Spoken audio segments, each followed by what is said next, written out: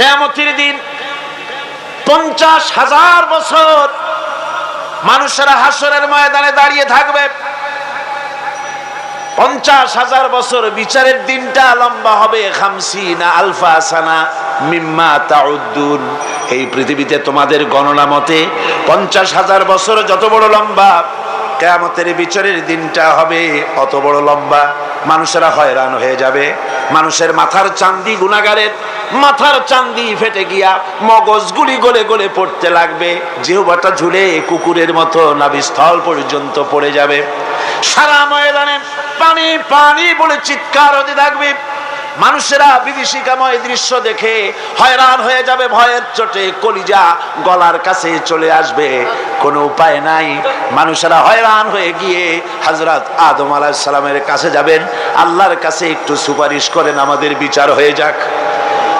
হযরত আদম বলবেন, আমার দ্বারা সম্ভব নয়। আমি নিজে আল্লাহর এক হুকুমকে ভঙ্গ করেছিলাম। জানি না আল্লাহ রাব্বুল আলামিন আমার সাথে আজকে কি ব্যবহার করেন। মিয়া সাহেব মাথা খাটান, বুদ্ধি খাটান, চিন্তা করেন, আকল দিয়ে, বিবেক দিয়ে। আবাল বাশার আদম আলাইহিস সালাম আল্লাহর দরবারে কথা বলতে সাহস পাবেন না। বলবেন নূহের কাছে যাও। নূহ আলাইহিস সালাম বলবেন, আমি পারবো না। ইব্রাহিমের কাছে চলে যাও। ইব্রাহিম আলাইহিস সালাম বলবেন, আমিও পারবো না। সকলে এক এক অজুহাত দিবেন। বলবেন যাও মুসা আলাইহিস সালামের কাছে, তিনি বলবেন আমিও পারবো না। যাও ঈসা আলাইহিস সালামের কাছে। হযরত ঈসা বলবেন, আমি তো পারবোই না, কারণ গোটা পৃথিবীর শত শত কোটি নাসারা আমারে আল্লাহর ছেলে বলেছে, আমি তো তাদেরকে কথা বলতে পারি নাই। জানি না আজই হাসরের ময়দানে আল্লাহ রাব্বুল আলামিন আমার সাথে কি ব্যবহার করেন। তবে আমি একটা পরামর্শ দিতে পারি, আল্লাহ রাব্বুল আলামিনের দরবারে আজকে কেবল কথা বলতে পারবেন বিশ্ব নবী জনাবে মুহাম্মদুর রাসূলুল্লাহ সাল্লাল্লাহু আলাইহি ওয়াসাল্লাম। হাসরবাসীরা তার কাছে যাবেন। নবীজি মাকামে মাহমুদে আল্লাহর দরবারে সেজদায় পড়ে যাবেন। এই সেজদায় কত কাল চলে যাবে আল্লাহ পাক ভালো জানেন। সেজদায় পড়ে শুধু কাঁদতেই থাকবেন। রব্বুল আলামিন বলবেন, হাবিব মাথা উঠান, আপনার দরখাস্ত আমি আল্লাহ রব্বুল আলামিন মঞ্জুর করে নেব। সুবহানাল্লাহ বিহামদিহি।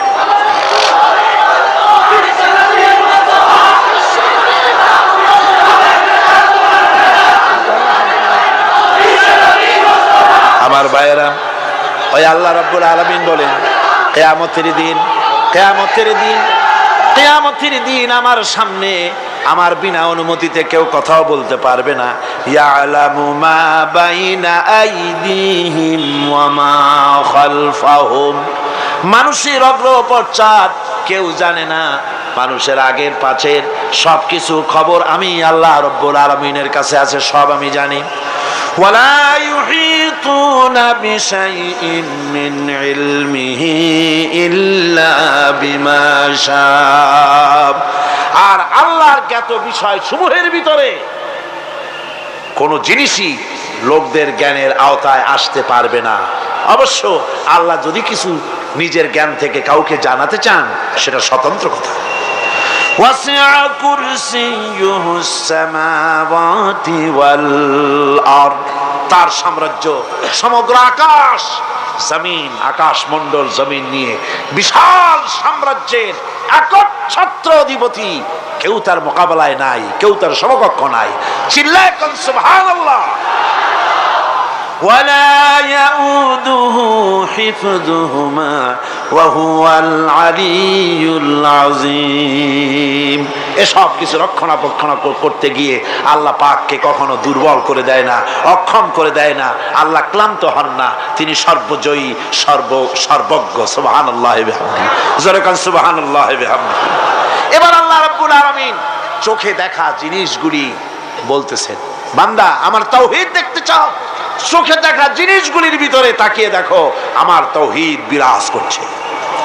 আল্লাহ পাক বলেন, আম্মান খালাকাস সামাওয়াতি ওয়াল আরদা ওয়া আনজালা লাকুম মিনাস সামাই মা। কে আছে এমন? তিনি কে যিনি আসমান থেকে পানি বর্ষণ করেন, তিনি যিনি সৃষ্টি করেন এবং তোমাদের খাবারের জন্য, জমিনের ফসলের জন্য আকাশ থেকে বৃষ্টি বর্ষণ করেন, কে? তিনি কে? আল্লাহ ছাড়া। এবং ওই বৃষ্টির পানি দিয়ে জমিন থেকে ফসল উদ্গত করে দেন। তোমরা কি নিজেরা এই ফসল উদ্গত করতে পারো? তোমরা নিজেরা তো পারো না। আমি আল্লাহ রাব্বুল আলামিন আকাশের পানি দিয়া, বৃষ্টি দিয়া জমিনের ফসলগুলি উদ্গত করে দিয়ে তোমাদের খাবারের বন্দোবস্ত করি। আইলাহুম মাআল্লাহি বাল হুম কওমুন ইয়াদিলুন। আমি আল্লাহর সাথে এসব কাজের মধ্যে আল্লাহর সাথে কোনো অংশীদার আছে নাকি কেউ? জোরে বলেন, আছে নাকি কেউ? আল্লাহ আবার বলেন, আম্মান জাআলাল আরদা কারারান ওয়া জাআলা খিলালাহা আনহারা। তিনি কে? যিনি এই জমিনকে বসবাসের উপযোগী করে তৈরি করে দিয়েছেন, স্থিতি করে দিয়েছেন। জমিন হেলে না, দোলে না, নাচে না, তোমার নিয়ে উল্টায়া ফালায় দেয় না। এই স্থিতি করে জমিনকে তৈরি করেছেন।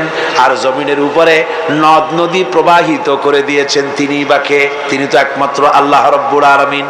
পাহাড় দিয়া জমিনটাকে, পাহাড় দিয়া এমন ভাবে টাইট করে দিয়েছেন যাতে করে জমিন তোমাকে নিয়ে নড়াচড়া করতে না পারে।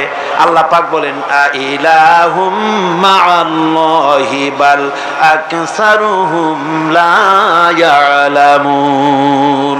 এসব কাজে আল্লাহর সহযোগী আছে নাকি কেউ? জোরে বলেন, আছে।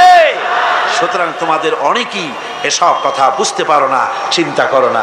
তোমাদের সমস্ত বিপদ আপদ মুসিবত সব সময় সব জায়গায় আমার সাহায্য বর্তমান। তাওহীদ ছড়িয়ে আছে পৃথিবীর সর্বত্র, আকাশে, জমিনে, মহাশূন্যে। এসবগুলি দেখে এর দ্বারা তোমরা হেদায়েত নিতে পারো। ভাইরা আমার, এই তাওহীদে পরিপূর্ণ বিশ্বাস করতে হবে। আল্লাহ ছাড়া কেউ নাই, আল্লাহ ছাড়া মালিক নাই, আল্লাহ ছাড়া খালেক নাই, আল্লাহ ছাড়া গাফফার নাই, তিনি ছাড়া জব্বার নাই, তিনি ছাড়া কাহার নাই, তিনি ছাড়া সাত্তার নাই, তিনি ছাড়া মুহাইমিন নাই। তিনি সব কিছুর মালিক, সন্তান দেওয়ারও মালিক, আবার না দেওয়ারও মালিকও তিনি। সন্তান কে দেন? জোরে বলেন, কে দেন? যারে খুশি ছেড়ে দেন, যারে খুশি মেয়ে দেন, যাকে খুশি ছেলেও দেন, মেয়েও দেন, আবার যাকে খুশি কিছুই দেন না। সব কিছুর ক্ষমতা তার।